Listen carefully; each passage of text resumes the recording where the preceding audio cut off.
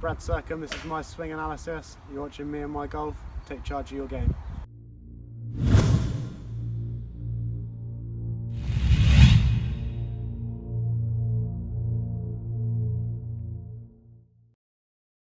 Thank you, Brad, and welcome to this week's My Swing Analysis. We're your coaches, Andy and Pierce, and this is where we analyse one of your golf swings. It sure is. Please get involved today. Go to Facebook, Instagram and Twitter. Use the hashtag MySwingAnalysis. Tag a friend as well. 2 for 1 at the moment. We'll pick you and your friend. Definitely. Right, let's take a look at Brad's golf swing then. Brad Circum in Devon. Pierce plays at Dainton Golf Club. Handicap of 5. Good player, looking to get to 3 this year with our help. Now, he's struggling with a push fade, okay, and he's saying he's trying to stop the over-the-top move, over the top of the plane, which is causing him the issue. Now, let's take a look at his golf swing and see if we can give him a helping hand here. Now, first of all, let's look at the front-on view. Very sound setup, but as we go into the backswing, we're going to see that not too bad here. Gets to the top of the backswing, he could have a little bit more sort of a load into his trail side, a bit more of a lean away with the upper body, and we'll see as he goes into transition, the upper body very much gets towards the target early in the downswing. We know when this happens, it can cause more of a downward hit on the golf ball with the driver, which we not necessarily don't want.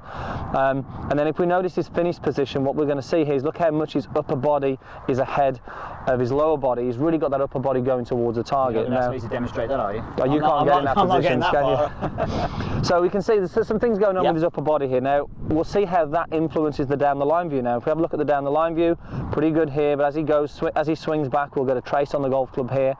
Not a bad backswing to the top of the swing, but in transition here now, because of the upper body going that way and being a little dominant from the top, we'll see the club swinging a little steep. Difficult to see the plane from this view, Pierce, because the camera angle's a little high.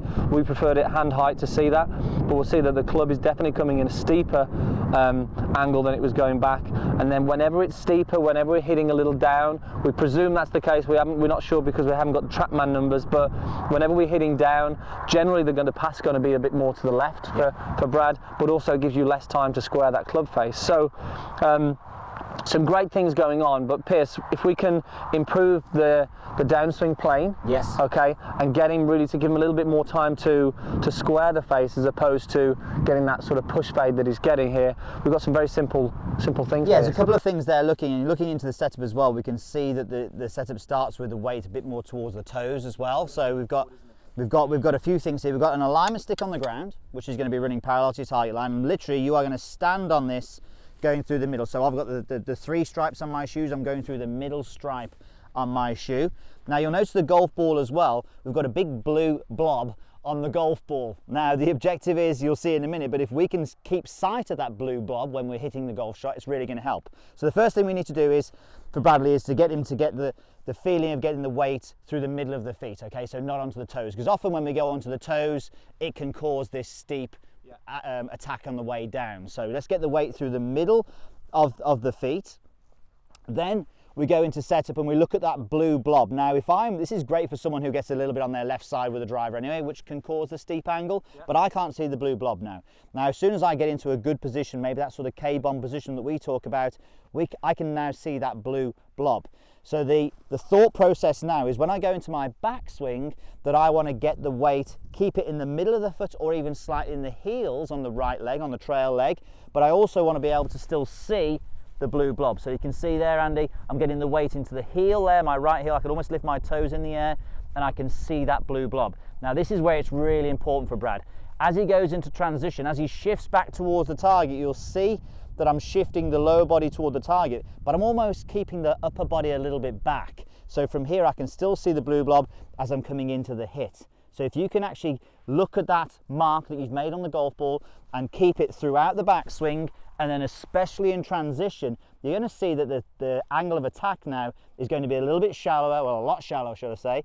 And actually, we could probably get some high draws from him. He hasn't said he doesn't want a high draw, but if someone hits a fade, we kind of think a high draw would be nice. I'm sure he'd love a high draw. So just do that one more time, Pierce, and we'll just see the good one here where he's loading into that trail side. As he starts transition there, we'll see the club coming a lot more shallow on the way down here, which helps him deliver that club in a better place. But what Brad would normally do from the top of his golf swing, we'll highlight that as well now from the top. So as he gets to the top. Onto the toes as well from here, obviously, and then moving toward the target. I've lost the blue blob now. and we can see that attack angle is definitely going to be steep on the way down. There's that sort of finish through as he gets through all the way onto there. We won't actually demonstrate that piece, don't worry. So if we can get the weight distributed better and we can get the upper body doing a better job, getting more behind, staying more behind, is going to give him more time. Hopefully he's going to change that ball flight completely. Let's do that then. So let's get the weight into the middle to start with. I'm going to get the weight into the heel at the top of the backswing on the right heel. And what I'm going to do, Andy, I'm going to see the blue to hit it true. And there's your little draw down the fairway, just down the right side. But Brad, if you can get the feeling of that, you're going to get rid of those push fades.